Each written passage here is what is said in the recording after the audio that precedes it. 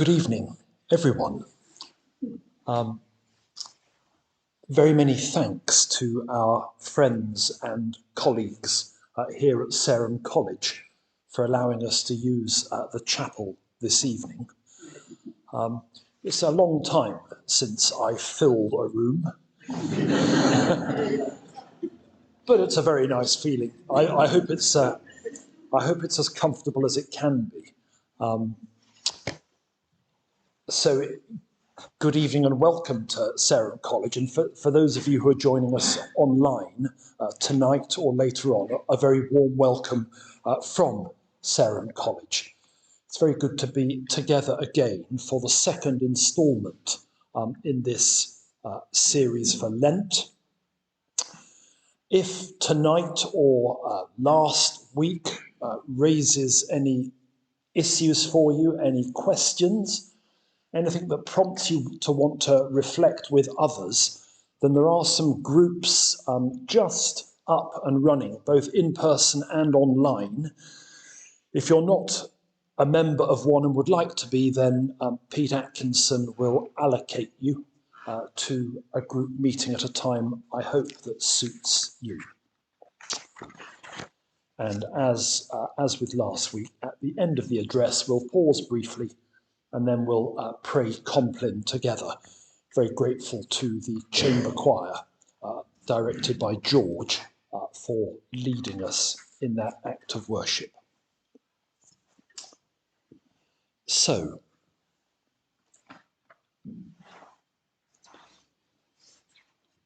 how do we pray?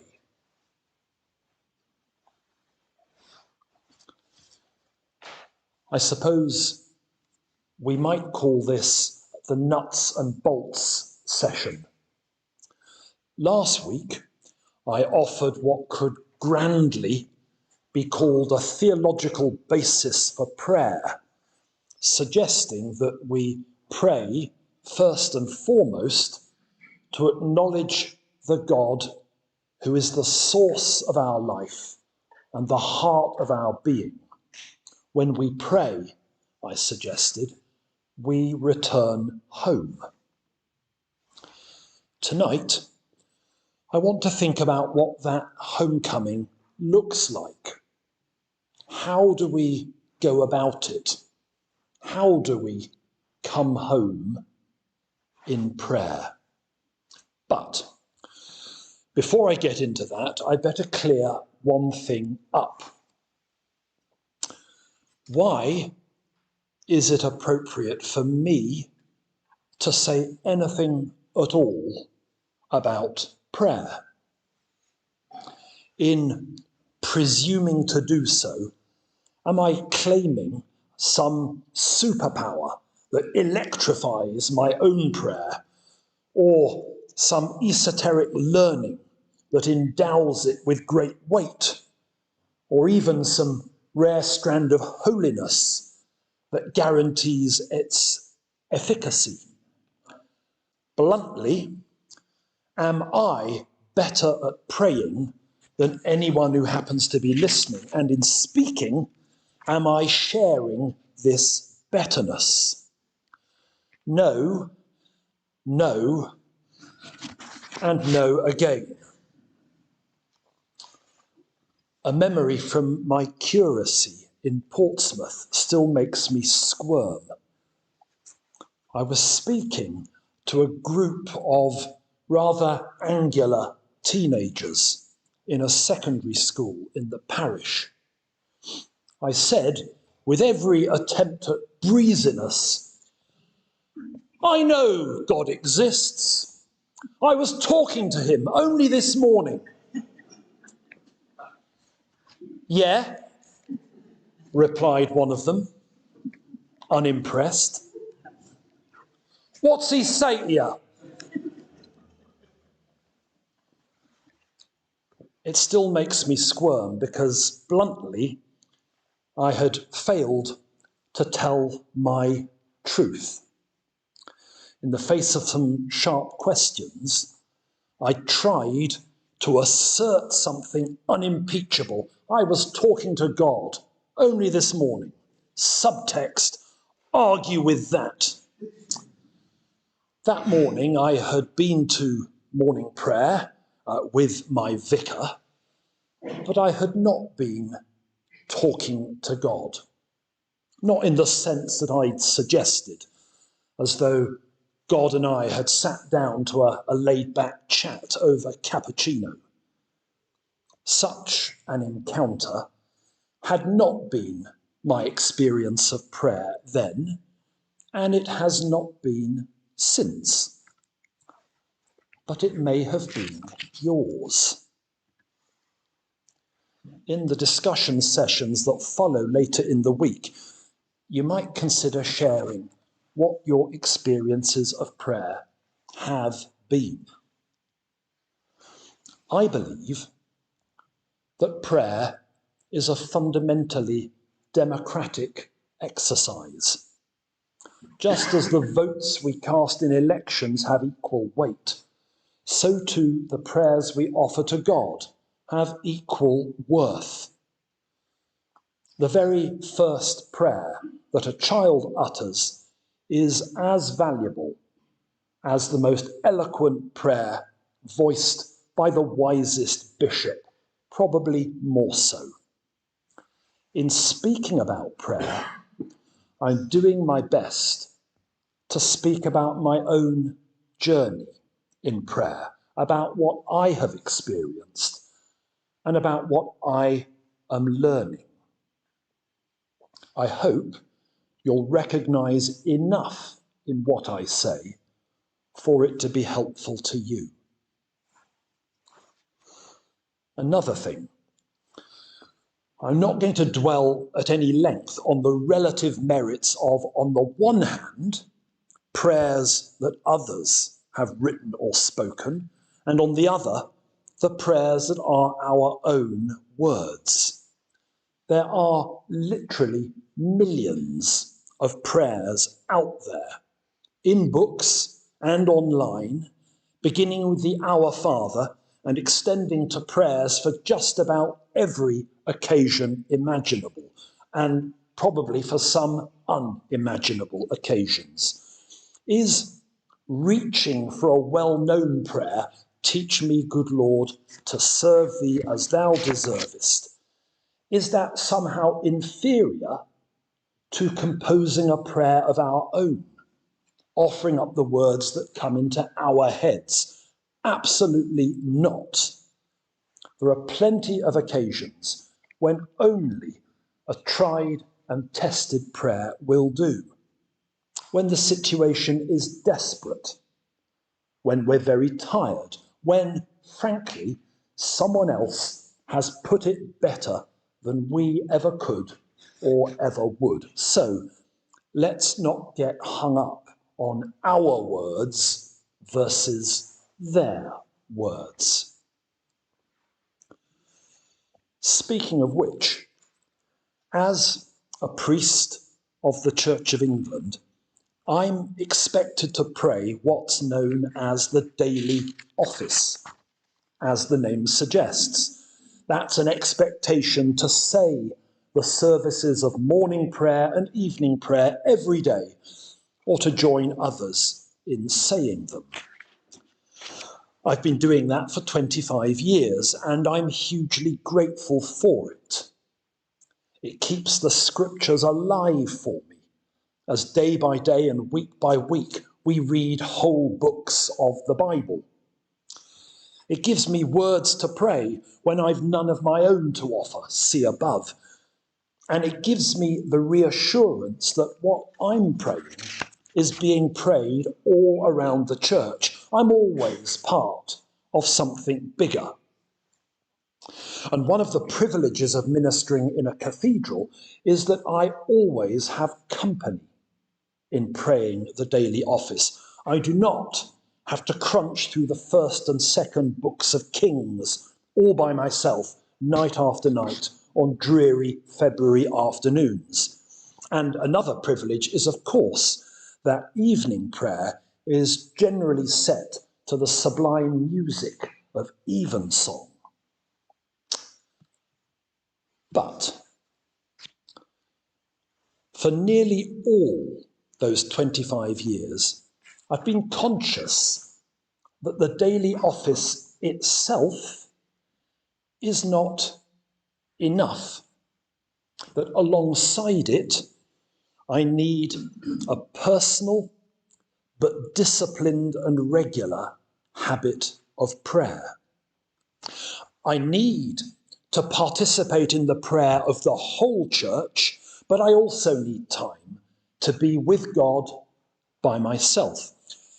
Thinking back to what I said last week, I need to acknowledge that God is, and I need to acknowledge that God is for myself and by myself.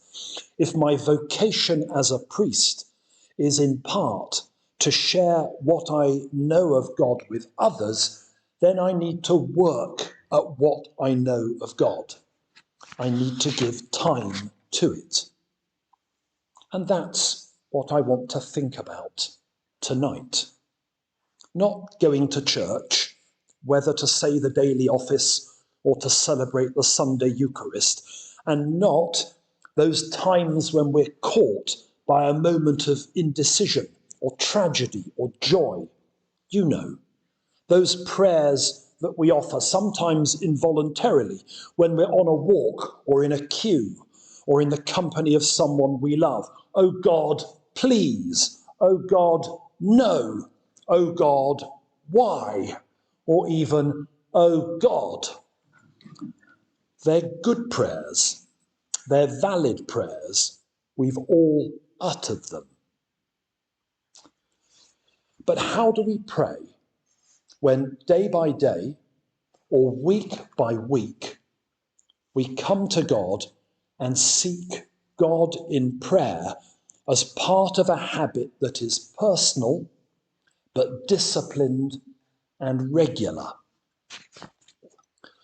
You've probably spotted, but I'm a believer in regularity in prayer.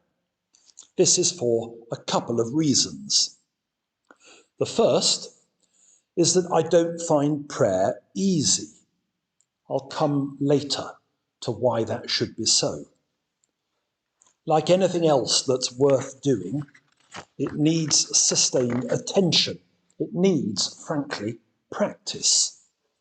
The second is that there is such a thing as muscle memory in prayer. I've discovered that if you maintain the same time for prayer day by day, then it does not surprise your heart or mind or body. You can approach it as you approach any of the day's other routines, and you can approach it knowing what to expect. There's a time to work, a time to rest, a time to eat, and a time to pray.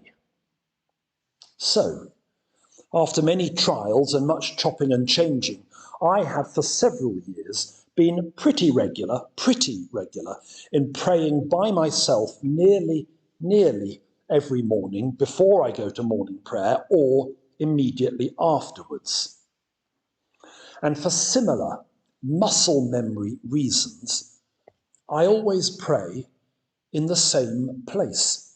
It helps me get into the zone. This is the time. This is the place. It's like keeping a daily rendezvous with God. Before I hurt my knee in 2020, I would usually pray kneeling on a prayer stool. These days I sit upright in a chair. I find it useful to have one or two things around me that help me to focus and add to the sense that this is a particular time of day and that it has a particular purpose. So I light a candle and I have before me an icon of Jesus. But what is your time? And what is your place? And what do you find useful? And what's the reason that I don't find prayer easy? I come to my place, at the appointed time. I light the candle. I gaze at the icon. And I begin to think about the first meeting of the day, or about the lovely supper we had the night before, or about a news headline I've just spotted on social media. And one thought leads to another. We had curry last night. That chicken jalfrezi was rather good. The rice didn't work too well. Where does rice come from? The Chinese eat rice. I wonder if China's going to invade Taiwan. And I'll realise that 5 minutes have passed without my giving a second thought to God. I've not met anyone for whom distractions in prayer were not an issue. Michael Ramsey famously once told a group of ordinands when asked that he spent an hour a day in silent prayer. The ordinands were duly awestruck at the holiness of the primate of all England. He said, "Oh yes, but only 2 minutes of them are valid." So what do we do? What do we do about distractions? I've found the author Martin Laird very helpful. He's written 3 little books, and I recommend all of them. Laird writes that as an illustration of distractions in prayer, he gives the illustration of a mountaintop that's enveloped in a raging storm, one that whips around the summit and blows hither and yon with huge ferocity. It's vital, says Laird, to recall that we are not the storm. We are the mountaintop. Our thoughts, our emotions may blow here and there. They may be so overwhelming that the mountaintop is forgotten. But we are the solid granite around which the wind rages. We can be still amidst the turbulence.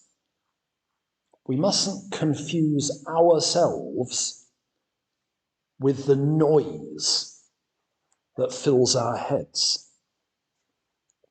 So, when the distractions arise, we should acknowledge them. I'm thinking about curry. I'm thinking about rice. I'm thinking about China. Okay. Don't on any account try to ignore the train of thought. That would be like trying hard not to think about elephants. Acknowledge it. Curry. Rice. China. Ask God whether he has anything to tell us through the train of thought.